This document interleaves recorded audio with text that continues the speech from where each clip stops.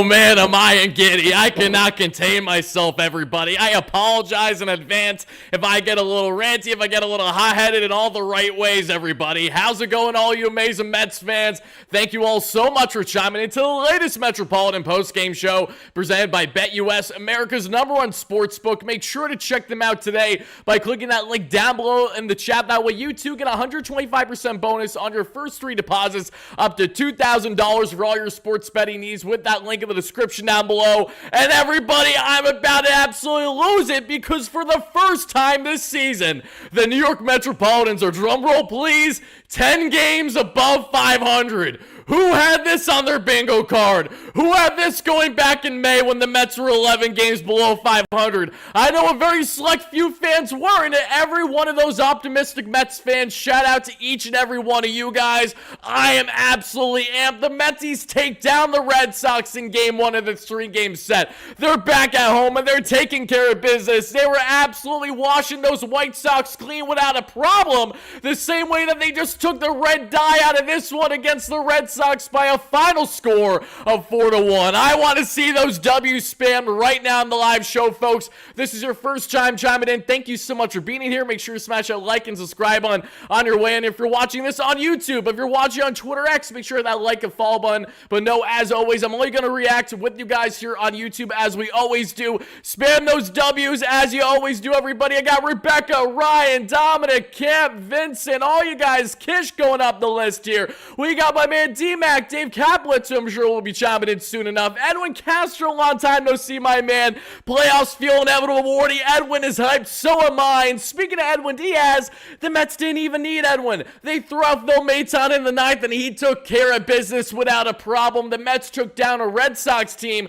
really pushing for playoffs, still well on the outside looking in, and the Mets had themselves a nice, comfortable victory that we're going to break down to an absolute T in today's matchup. But not only our post-game show where we're breaking down the ball game, let's get into the exciting news as well. Yes, the Mets are just a half game behind the Atlanta Braves after Nick Castellanos' heroics that we saw yet again against the hot Atlanta for the Phillies yesterday. The Mets just a half game now out of a playoff spot, and they look to do more damage, and they look for the series victory tomorrow against this Red Sox team. We're going to deep dive at great length what stood out so much about Luis Severino's masterful 7-inning of 1 earned run outing. I'm going to do a complete deep dive with our awesome pitching contributor, Isaac Rothman, who has you covered for all your pitching threads and prospect needs. Make sure to check him out on Twitter X at Isaac Rothman, as always, everybody. But Isaac is going to really help break down with me all the key details for Sevy's outing and what works so well from him. On the hitting now, we're going to talk about the heroics from WardyNYM, looking fantastic after a really poor,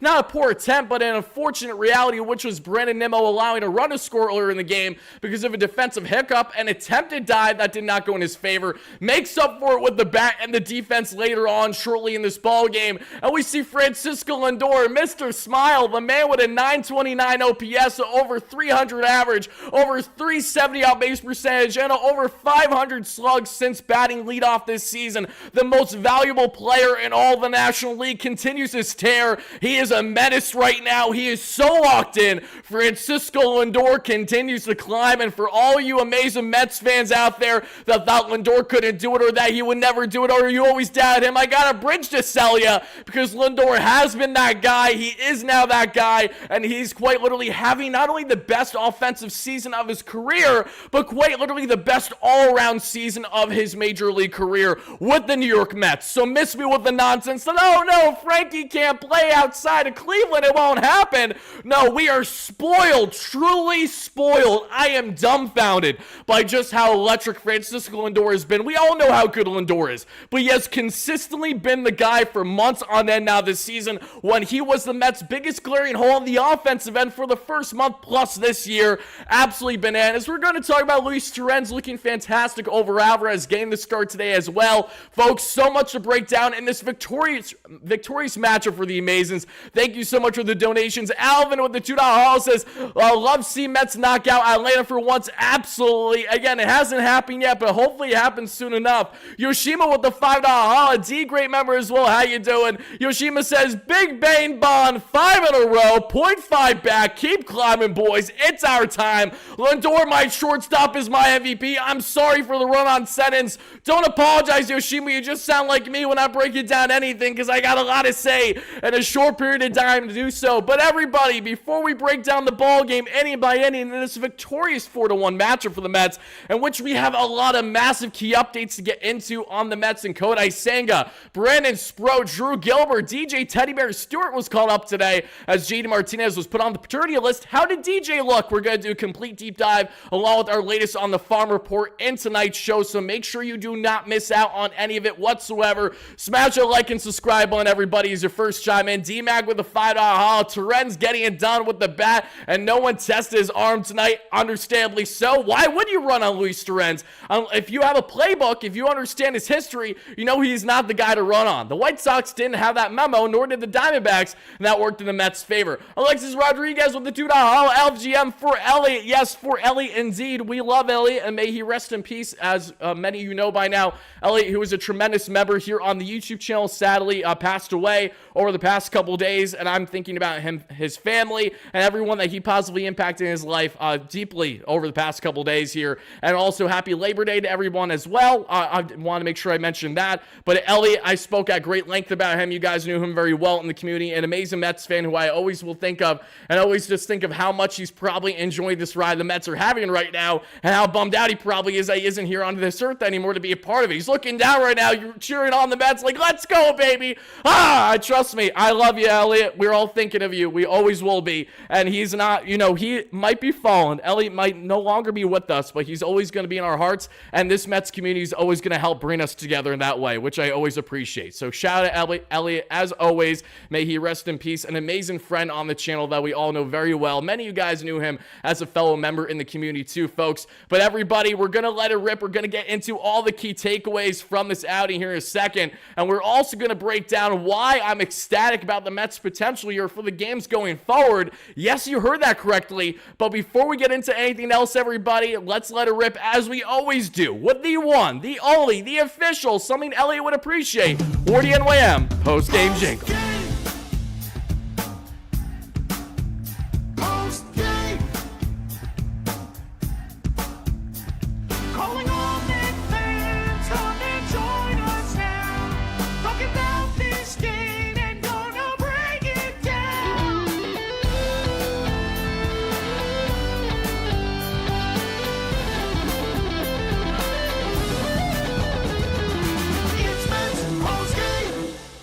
Shout out to my guys Greg and Jordan with the official WardyNYM post-game jingle. If you know, you know. And everybody, let's get into breaking down what stood out so much in this ball game, shall we? AJ Vasquez, thank you so much for the $2 holla. I appreciate you, my man. Happy to have you in here. Ump with the high strike zone tonight. The ump was a schmuck, but you know what? It's okay. The Mets still won this one comfortably. No, I'm not here to justify the nonsense that is MLB officiating every single night in this 2024 season, but I am here to justify a comfortable victory for the Mets, where truthfully, throughout the vast majority of the ball game, yet again for a second straight day, guys. I don't know what it is. Maybe just because the confidence is really flowing in for myself personally with this Mets team. But as soon as the Mets took the lead in this ball game and then got it right back with Nimmo's go-ahead run, I was not looking back. I felt the Mets were going to comfortably win this one. Sevy goes 7 strong. That we're going to deep dive here in a minute, everybody. A lot of awesome heroics in this one yet again. Keto Rising, how you doing? Lindor is him. JFM edits. You said it, brother. Ray, Daryl, Josh, and wherever you get your audio podcasts, as this will be uploaded to Spotify, Apple, Google, you name it,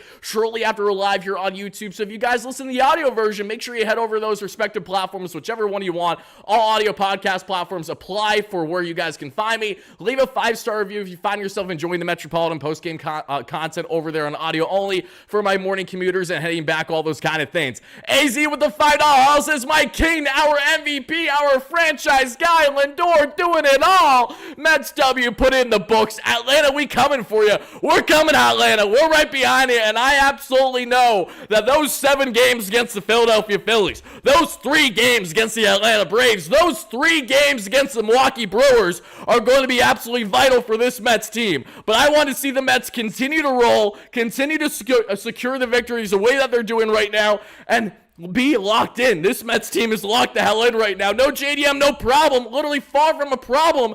How are you not starting to get absolutely ecstatic about this Mets team? The Mets were 11 games below 500 back in May. They're 10 games above 500 now. I understand they're technically not in a playoff spot, but I would argue that the feat that the Mets have now had, going in 7-3 in their road trip, a grueling road trip, going 9-4 in a 13-game stretch up until today is absolutely brilliant against the Orioles, against the Padres, against the Diamondbacks. That is what you need. This Mets team now has me absolutely juiced to the gills in excitement, one, but also has me now grasping the reality that this team is going to absolutely, as I've been preaching, play meaningful baseball until the very end. They're going to be playing playoff games basically right now if it hasn't begun already.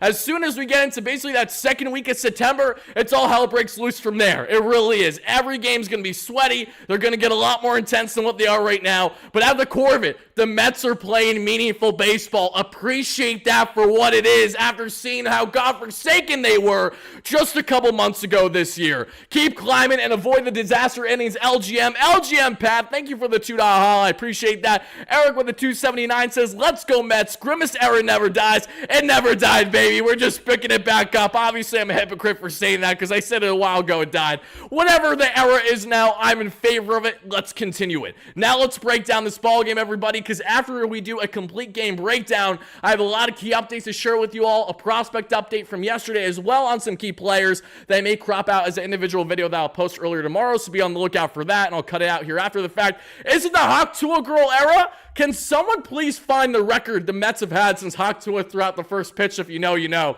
That's a really interesting one because I remember looking back, some people were like, I have a feeling we're going to look back on this a couple weeks to a month from now and say, oh, here we go, another rally starter. Ralph with the $5 haul. Thank you so much for that, Ralph. I appreciate that. And you want to know what else I appreciate? I appreciate Luis Severino coming out and making a difference in this one. He looked at what Sean Manaea has been doing. We're looking at Sean with a 2 ERA basis over the past month plus. Absolutely nails. That is exactly why we even had Carlos Mendoza, Mets skipper himself a night ago, say Sean Manaea is in fact our ace. It is definitely looking like that right now. David Peterson has been brilliant for the past month plus, really the past month and a half, really. He's been awesome, all things considered. Sevy wanted a taste of the good stuff going on in this rotation. He wanted to have his best, if not his best and his second best start post-trade deadline. That is exactly what Severino did in this outing that we're going to get into here in a second. I'm so pumped up about. That was just such a huge takeaway for me because we needed Sevy to be nails, especially against a Red Sox team that knows him very well, that knows him during his long time with the Yanks. I understand that the roster isn't completely the same, but he's still got the same skipper over there who's a brilliant one. A team that understands Sevy's playbook well, and he absolutely shut them down and mowed them down. Not overwhelming with the strikeouts tonight, but just comfortable Sevy, like the entire time. There weren't many jams where I looked at Severino tonight where I'm like, oh no, he's not cruising. He was cruising for the vast majority of his start, and that is something to appreciate. Final things from me, everybody, then we will rapid fire break down this ball game. Camp with the $2 haul says, see you at center field tomorrow and September 29th at the Brewers camp. Have a fantastic time. Please secure the series dub for us in attendance, baby. Shout out all you amazing Mets fans. I saw over 35,000 strong at the park. You had Steph Curry showing up, John Mayer showing up. All the celebs are showing up for the Metsies now, rightfully so with the way that they're balling out as of late. We're going to disregard the fact that there's big tennis games going on around the same time. All I'm here to tell you is the Mets are getting the fans in the ballpark. They're doing live performances with little bands and concerts outside the stadium. It's an absolute electric factory at Citi Field. So if you have not went out your way to go to a Mets game yet this summer, before summer is essentially ended, do yourself a favor and go here in the final month of September. That is what I will surely be doing for at least one, if not multiple games before the season is all said and done, because I got to go there. I need to see what the atmosphere is like. I haven't been around an atmosphere electric like this for the Mets in a minute, really since back in 2022. I would love to see it again, everybody. But, all right, guys, final things from me. Lindor continues his on-base streak now at a whopping 31 games. It is only the best of his career in Francisco Lindor's case, but is now also continuing the best streak that we have actively in Major League Baseball. And then to add this as well, everybody, just in case you didn't know. Entering tonight's start, the Mets rotation going back since June 13th. Shout out to John that I saw there on the official Mets podcast that they posted earlier today with the statistic, because it's a great one. The Mets have an NL leading 3.7 ERA since June 13th. So with Kodai Senga pitching not even one full start with the Mets, those 9 strikeouts are nice. But you're telling me Kodai Senga out all year long, and the Mets have been leading the way with Sean Manaea, Severino, Quintana, and David Peterson as their 4 horsemen since June 13th? Yes, that is factually correct. Yes, this Mets rotation continues to impress, and yes, it continues to surprise many to the point to say, we want Manaea back, we want Sevy back, bring all the boys back for 2025 and beyond. I don't know how I feel too strongly about that based on contract situations. We'll get into that later in the season, more so into the offseason, but I appreciate the donation. Camp, have a fantastic time. Trudeau says, and then this is the last one for me, guys. I got to start to rapid fire the ball game then. Get DJ, aka Satan, off my lap. Let's pump the brakes. I didn't love DJ playing today either, but he hustled first all the way to home on an error by O'Neill. He didn't have great defense in left field that led to a single. I know. I don't love Teddy Bear either, but he's a good guy, and I know he's not going to be here long. It ain't the end of the world, as someone who usually freaks out about these things. I don't care if he goes 5 for 5 with 5 grand slams, get him out. Literally anybody else, and they sit Vientos. I did not agree with sitting Vientos today either, but the righty-lefty splits were so drastic for Brian Bello, who the Mets faced tonight, the young right-hander, for the Red Sox, to the point that they felt it made most sense for them to be as lefty-heavy of a lineup as possible. And even though the Mets didn't tear the cover off the ball consistently tonight, they did what they needed to do to secure the victory. That is all that matters. So Carlos Mendoza, who I have not been in love with his lineups all year long, there have been some times like tonight. No Vientos, no DJ Stewart. You're just asking for a death sentence in game 1 of a 3-game set. And what did the Mets do? They won the game comfortably for the most part. So as I tweeted earlier today, I was 100% against Mendoza starting DJ Stewart in left field.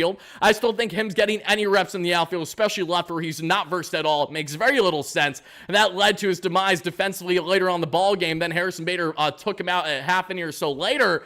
Regardless of that, what we are seeing with the Mets is Carlos Mendoza is proving me wrong. So even though I wasn't happy about it, I said, look, Mendy has proven me wrong a lot this season. Will he do it again? And he did exactly that. So I'm not going to complain too much. Do I want DJ in left field? God, no. No one does. But the Mets won, so that's just something that we're being a little bit nitpicky about right here, right now. Carlos Fidal, oh my God, I love you guys, I do. To go from 11 under to 10 over is an amazing accomplishment. Vibes are immaculate right now. LFGM, my man. Alrighty, everybody, this ball game, what happens in the top of the first? Sevy gets a 1, 2, 3, 8-pitch inning with a strikeout. We love to see that. And the bottom of the first, Mr. Smile gets on with something that he's not smiling too much about, and that is a hit by pitch by Bello. The Mets would not drive in Lindor. We go through 1 without any runs scored. The top of the second, Tristan Casas, who is longtime really good friends with Mark Vientos, for those that don't know, rips a single. Casas, a fantastic young talent for the Red Sox. Wish he stayed healthy all year. Yoshida with the walk, and then a brilliant double play ball turned by the Mets infield ends the inning for Sevy. And the bottom of the second, Iglesias gets on with a single. So Jose Iglesias got the start there that we saw in the hot corner over Mark Vientos today, as you know. Jose, facing his former team of the Red Sox, rips a single. Jeff McNeil rips a single. Jeff continues to look fantastic post-All-Star break. McNeil, for those that are wondering how good he's been post-All-Star break, he's still posting at over 900 OPS or so. He has been absolutely fantastic.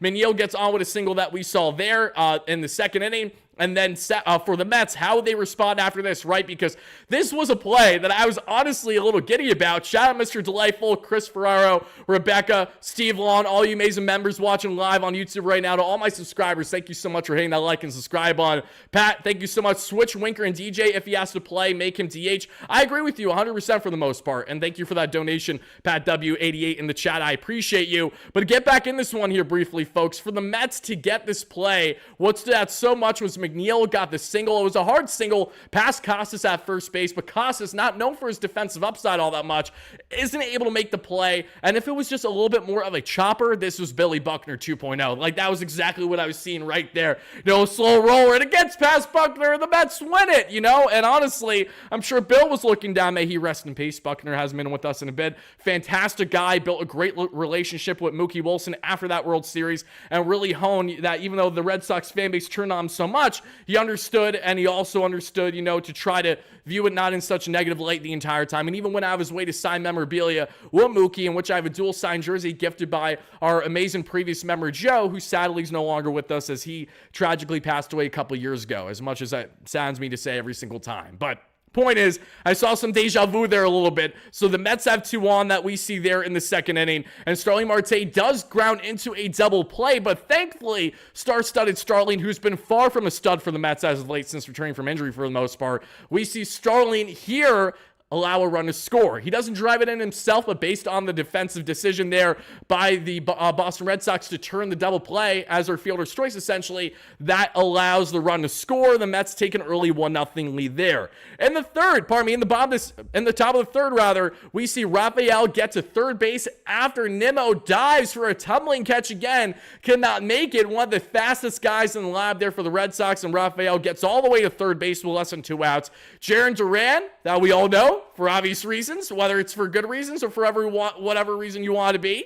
Duran got on here with an RBI single that we saw there that ties the ball game 1-1 in this one, and he was out then legging, trying to turn a single into a double. Sorry, Jarren, I don't know why you've been talking so much with Harrison Bader lately, because clearly it isn't rubbing off on you nice, from one bad base runner to another, legging singles and doubles. Love you, Harrison, but you know where I'm going with that one. Mets have a tied ball game 1-1 in this. So how would they respond, and how would Brandon Nimmo respond after having that diving attempt that failed miserably, sadly, for his sake and for the Mets and for Severino? Well, Nimmo does exactly what everyone in his shoes in this position should do as a response. And I cannot say how much more of a chef's kiss attempt of hitting this was by Nimmo and the Mets here. But it starts not with Brandon. It starts with Mr. Smile, the leadoff man himself, and Francisco Lindor, who gets on with a base knock there to kick off the bottom of the third. Nimmo then drives him in with an RBI double. Shout out Brandon. Mets take a 2-1 lead right there. And Nimmo, who gave up a run essentially the half inning prior because of his error, makes up for it right away. Mets get back the lead, and they never look back in this ball game. Alonso gets on with a walk, and nothing else transpires that inning. However, we then get to the top of the fourth. Sevy with another 1-2-3 inning of work today, including a strikeout, just like he did in the first inning today. In the bottom of the fourth, we see with 2 outs, DJ Stewart gets on with a single, had a hard hit ball his first at-bat out there, his second at-bat, drives one nice, gets it there past the infield, past Bello, and we have a runner to lead off the inning here, folks. Also, really cool stat for you all to hear on the Mets rotation. Once more, shout out Mike Mayer, just tweeted this for Metsmerize. Mets starting pitchers have a 1.44 ERA over their past 5 games. I understand the context behind that because Mets also face the White Sox, but still, having said that, we love to see it. Sign me up, more of that, please. We're eating that up for breakfast, lunch, and dinner. Okay. And speaking of okay, let's talk about what was so okay and so good about the Mets' 4-1 victory today. And it's thanks to guys, not only what we saw there in Brandon Nimmo to give the Mets a 2-1 lead, and then Sevy going 1-2-3. It's Teddy Bear Stewart with 2-out single to lead things off there that we see in the fourth, leading off in the sense of actually being the first guy to get on base here in the bottom of the fourth. After DJ gets on, he would go all the way first to home somehow. How, you might ask? Luis Torrens rips a double that is bobbled there in left field by Tyler O'Neill. O'Neill's who's never really been known for his defensive upside, a big power bat when he's right and healthy.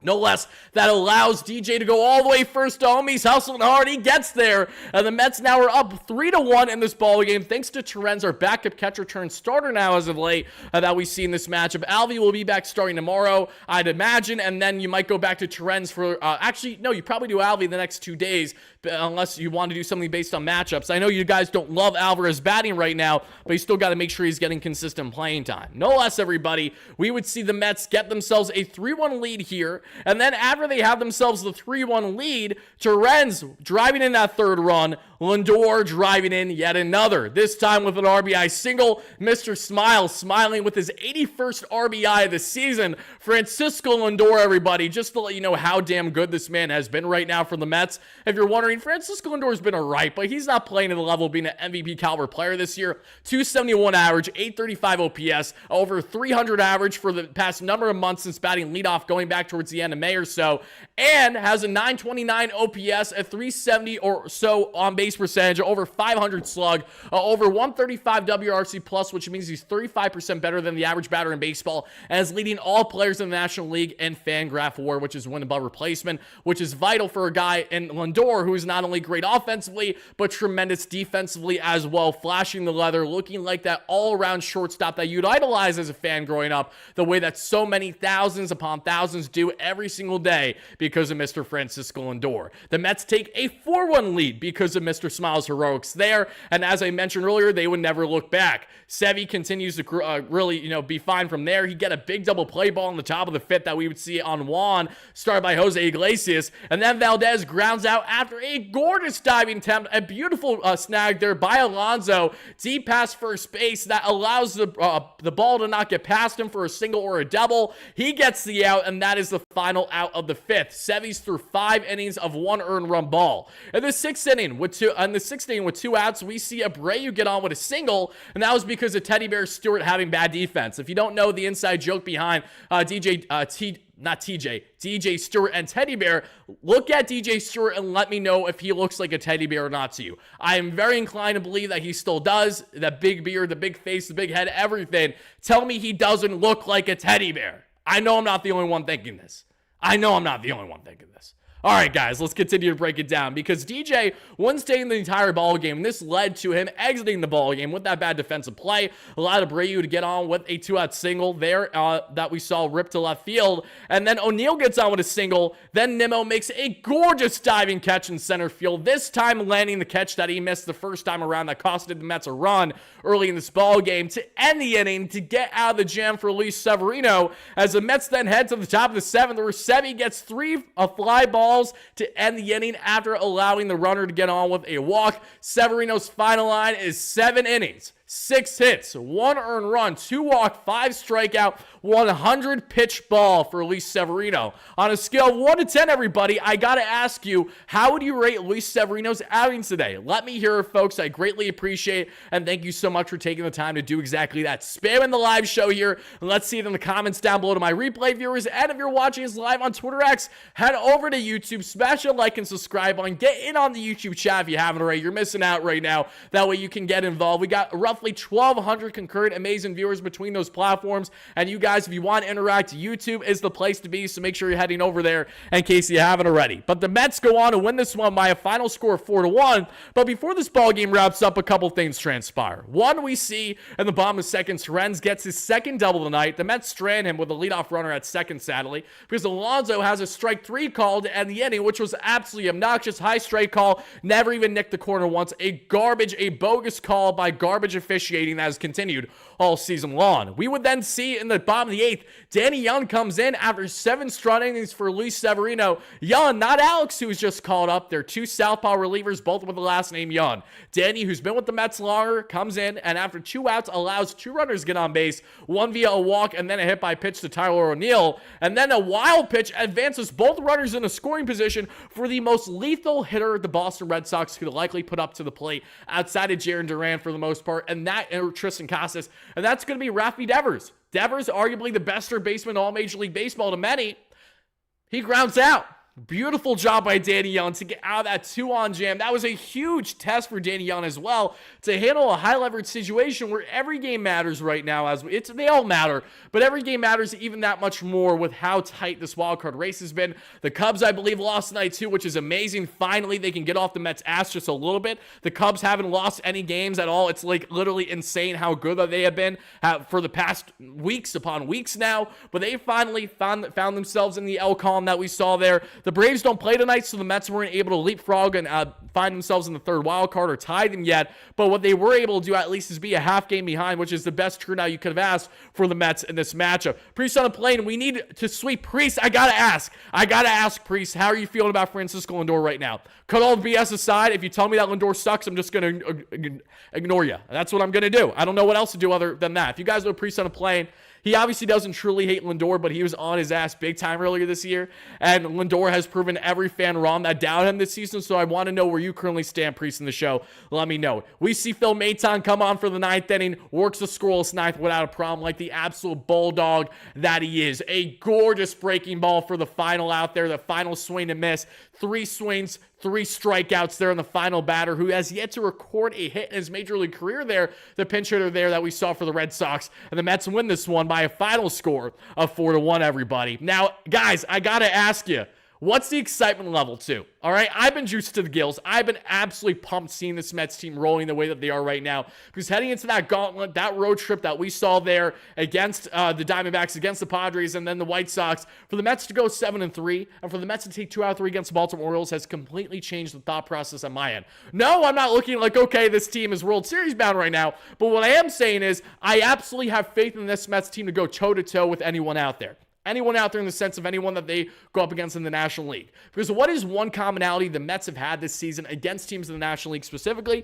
They have stepped up for the most part against their competition. The Mets have not had too many glaring stretches against very good teams this year where they played bad baseball. They have played up to their competition in many cases. They've also played down to their competition. So for the fact the Mets to secure a series sweep against the White Sox tells a lot more about the Mets than it does about the White Sox. And the reason why I say that is this Mets team has struggled so mightily to secure series victories and hit well even in day games. They didn't hit well against the White Sox, so that's where their lack of, upside as a team overall comes into play at 30 and 100 plus. But this Mets team, the way that they are playing right now, they are proving it. They are proving you wrong. They are showcasing exactly why you should at least have some level of faith in their ability to play meaningful baseball until the very end this season. Let's see what Priest had to say in the chat. I'm really curious what this is going to be. My opinion on Lindor, imagine where we'd be now if he didn't suck in April and May.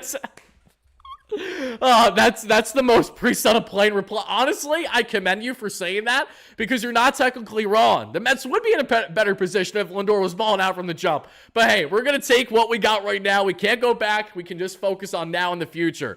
Bobby G, how are you, my man? Frank Sessa with a $2. Love you, Frank. Great member. Amazing. Amazing indeed, Frank. We love to see it. A victorious game 1 of a 3-game set against the Boston Red Sox.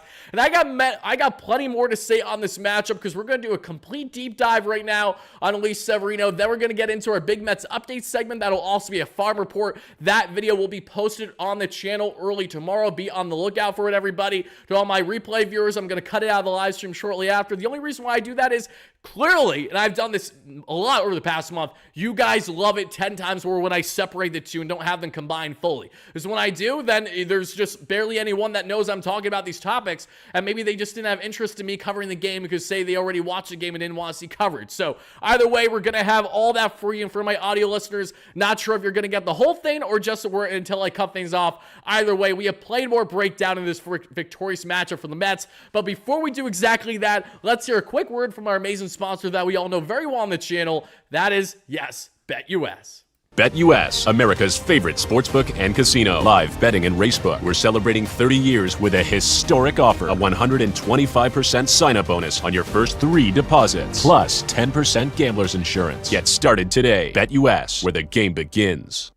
Shout out to BetUS for all your sports betting needs, everybody. Make sure you click that link down in the description. Now, you too get a 125% bonus on your first 3 deposits, up to $2,000 for all your sports betting needs. And before we get into breaking down the key takeaways on Luis Severino, especially what worked so well for him against a team that he knew very well for the past number of years during his long time with the New York Yankees, that being in the Boston Red Sox, what stood out so much about Sevy? That is what we're going to deep dive here in just a second, everybody. But before we get into Severino, before we get into a bit more on the Mets hitting approach and then taking a look at the updates and the farm report for the Metsies, let's now take a quick look here at the latest 2-leg parlay that your guy Wardy is going to cook up for you all for tomorrow's slate of games. So as we now pan to BetUS, as you guys can check out the site by clicking that link down below the description, in case you haven't already, for all your sports betting needs, make sure you guys bet responsibly. Not telling anyone to go out of their way to bet, but if you do, make sure you use BetUS or our awesome link that we have unique down below in the description. But we have the matchups for tomorrow, and the Mets, I don't want to biasly bet on them right now, even though I'm very inclined to do that. Mariners Athletics, I like that matchup, but the Mariners offense has been so god-awful. Since playing the Mets, the Mariners simply haven't lifted the bat off their shoulders. No, I'm not exaggerating. And they're probably not going to make playoffs now because of that reason. We see the Dodgers, the Angels, Red Sox, Mets. We see Phillies, Blue Jays.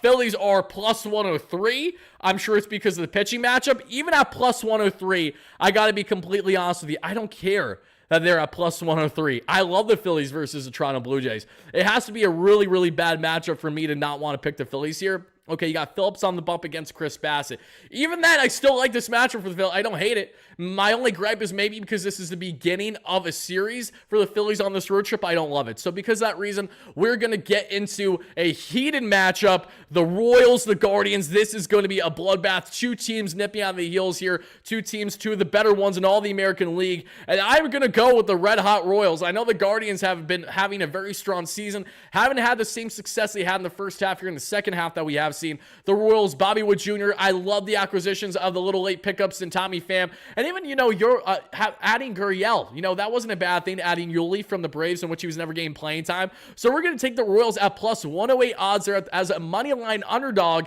And we're going to pair that entirely here with the Chicago Cubs against the Pittsburgh Pirates. Because even though I don't want the Cubs to win, I fully expect them to win. And I have to be level-headed and not be too biased with these bets if we're going to have ourselves finding any success. So 10 to win 10 to win 8 on these individual bets, and they're 10 to win 27 as a whole for the two-leg parlay. So good luck to you all that tail, and bet responsibly with our awesome friends at BetUS. Now to shift into what we have here, Luis Severino. What was so brilliant about Sevy tonight, everybody? Let's deep dive exactly this. And thank you guys all so much. We're almost at 150 likes. If you guys could help us get to 200 by the end of the live show or close to our roughly 400 concurrent viewers, I greatly appreciate that. And thank you all so much in advance for doing exactly that. But as we now break down Sevy, let's get into the following here, folks. Here's the Arsenal. Shout out Isaac Roppin for the breakdown as always. The Arsenal was as follows. Four-seam fastball, 39% of the time, sat 95, 96, and topped out 98. Sinker 22% of the time for Sevy. Sat 95, 96, topped out 97. Sweeper 19% of the Arsenal. Sat 85 miles per hour. Cutter 16% of the Arsenal. 92 and topped out 95. Slider 2% of the Arsenal at 85.7 miles per hour and topped out 86. Changeup just 2% of the Arsenal, sitting right around 87, 88 miles per hour. In a lot of aspects, tonight's start was vintage Sevy. He used his slider, or in tonight's case, his sweeper as his main strikeout pitch. He had a 50% whiff rate, big fly in my face, don't like that. He had a 50% whiff percentage on the pitch, and it topped out at 25 inches of horizontal movement, over 2 feet. He also used his fastball high more and got 3 whiffs on it. He was efficient, getting multiple double plays, and doing a good job balancing his swing and miss stuff and ground ball pitches. Overall, there's not much to say about Sevy tonight, just that he continues to be very solid for this team. If not for a misplay by Nimmo, he would have 7 shutout innings. My guy Isaac won 7.5 out of 10 as his rating, and I too am going to go 7.5 out of 10 as my overall grade for Luis Severino in this outing. Wasn't overwhelming too much, but got the swing to miss when he needed to with the sweeper and induced some key ground ball outs, some key double play balls turned by Jose Iglesias, Jeff McNeil, and Pete Alonso. Brilliant work by the Mets infield today, and awesome work by Luis Severino in his own right now, who's back to that sub-4 ERA as we see at 3.84 on the season. As I mentioned, I'm going 7.5 out of 10 on my personal rating. Danny Young, Phil Maton, can't say enough great things about their outings as well. You absolutely love to see what we got from everyone for the most part. And on the hitting end, let's deep dive exactly that. What stood out so much, folks? Because the Mets in this matchup had a lot of things going their way, actually, because as we take a look at Baseball Savant, they initially had an expected batting average of north of 300. It dropped as the final innings happened, but the Mets out-hit the Red Sox 8-6 and had an expected batting average of 256 to 200 there for the Boston Red Sox. Mets, Francisco Lindor, 2 for 3 day, an RBI single, a 271 average, a 835 OPS, and our most valuable player. Brandon Nimmo, 1 for 4 with the RBI double and a pair of strikeouts, a 231 average, a 747 OPS on the season. Pete Alonso batting in the 3 spot today, a very interesting spot there for Alonso, and he went 0 for 3 with a walk, a 240 average, a 791 OPS. Pete just in the 3-hole. As much as I'd like it to work, it hasn't worked consistently enough this year. Pete is a guy that I'm sure we're going to see bounce a lot as well, that we're going to see in the 4-5 spots. And then when JDM comes back, he'll be back in the 5-6 spots as well. Jesse Winker batting in DH today was in the 4 spot, and he went 0 for 3, 270 average, 797 OPS. Just to show you how good Jesse Winker has been, entering today's game, he had 8 hits in his past 13 at-bats with the Mets and has a 330 average entering today's game, so I'm sure that dropped more to the 315, 320 range. but has been brilliant, has had some massive hits, and I keep getting mugged by one lone fly. Not a bunch of gnats, just one lone fly in the live show. So if you see me end prematurely, that's because the bug took my life, and that's just what we're going to have to deal with. Jose Iglesias, 1 for 4 with a run scored, a 315 average, a 807 OPS. Jeff McNeil, 1 for 4 that we saw there with a 239 average, a 693 OPS. Starling Marte, 1 for 4, a 239 average, a 693 OPS. Starling Marte, 274 average, 722 OPS. Jeff McNeil, 1 for 4 that we saw there with a 239 average, a 693 OPS. TJ Stewart batting 8th for 3 at-bats before them being pulled for Harrison Bader. 1 for 3 with a run scored, a 175 average, a 625 OPS. Harrison Bader did not get an at-bat. He just came in defensively, shifted to center field, and moved Nimmo from center to left. 246 average, 673 OPS. And Terrence, 2 for 3 that we saw there with the 2 doubles. 265 average, 752 OPS. Those back-to-back extra base hits certainly helped him on the slugging front tonight in this matchup. Mets won comfortably, as we mentioned, 4-1 here. And now as we transition into getting into some other key updates, folks, let me just tell each and every one of you right now how not only taking BetUS, America's favorite sportsbook. Running there for a second, everybody. I did not mean for that to be the case. I realize that is a jump scare, and I apologize. The Mets heading into this season had the expectations to be a playoff team. They had the expectations to be nipping at the wild card. The Mets are directly in line with their expectations, but I would argue that I would state that the most important aspect out of everything that we are seeing right now is that the Mets are getting hot at the right time.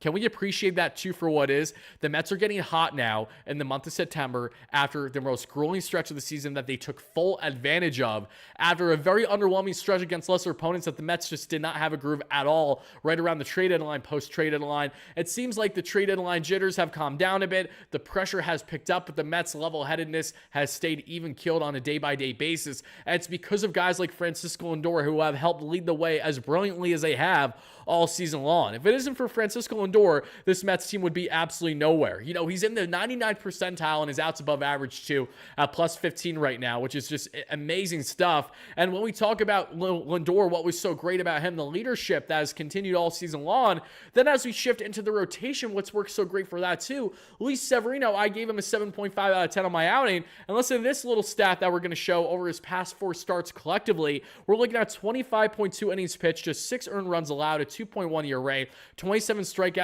just 8 walks. Sevy has been pitching absolutely nails for the most part as of late. After a rough first couple outings post-trade deadline, he's back now in the groove of things a bit. Not the Sean Manaea and David Pearson dominant level, but truly handling his own and then some Sevy. He has now thrown already 150 innings for just the 3rd time in his career. And Sevy, we just got to make sure that this man stays healthy because he is doing things that he hasn't done since the 2018 season. And he was pretty damn good back in the 2018 season. Daniel Caps, Rebecca, Dave Kaplitz, you guys are amazing. You tell him we're G-Money Stack. How are you, brother? Happy to have you in here. Saying how you're doing. Christopher T, how are you, my guy? Everyone chiming in live at a replay. Appreciate you guys taking the time to smash a like and subscribe on. And now let's get into our Big Mets update segment because that is what I want to conclude our show with today, folks. But before we do exactly that, I just want to thank you all so much, everyone that took the time to chime into our latest post-game show. It has been an absolute whirlwind covering every single game for the Mets this year. But you guys make it as enjoyable as one could ask for through heaven or hell when things are going great and things are going terrible. The one constant is having you Mets fans along for the ride each and every single time. So thank you guys for being here through thick and thin. I cannot begin to tell you how much I appreciate you all. Seriously, I really, really do. But now, guys, let's get into the Big Mets updates. So for all my replay viewers, this is where I'll be cutting things off. Let us know your biggest takeaway from a Game 1 victory against the Red Sox by a final score of 4-1. And also let me know what is some things that you're looking forward to seeing from the Mets in their Game 2 and Game 3 matchups. Because Game 2, you're facing Cutter Crawford, who was brilliant in the first half of the season, has had some hiccups throughout the year as we have seen, but can be absolutely nasty when he's right. Thankfully for the Mets, they have one of their most reliable starters as of late on the bump for the series Game 2, and that is going to be David Pearson. Game 3, Tanner Houck, who is basically a right-handed version of Mr. I'm not even joking, Chris Sale. Funny enough that we're seeing Sean Manaea take as many pointers on the Sale method and release point as he has with that changeup. McGill will be matched up to potentially make his final start with the Mets before Paul Blackburn returns from injury. Blackburn, who has a rehab start for the Mets minor league tomorrow. We'll see how he performs then. McGill will be on the bump for that series finale, a night game there against the Red Sox. But everybody, let me know your biggest takeaway from this victory down below in the comments, and stay tuned for my live viewers. We're going to continue on with the live show now as we're going to break down all the key updates on Brandon Sproat, Kodai Senga, Drew Gilbert, Kristen Scott, and others. And all my replay viewers, make sure you check out the video as I'll post it if I had to bet right now between 11 and 12 p.m. Eastern tomorrow, barring changes. 11 a.m. or 12 p.m. Eastern is when I plan to post this as a separate clip. Until then, have a great one, folks. For my live viewers, let's continue now to my replay viewers. This is where I'll be cutting things off. Let's go Mets, baby. Peace out.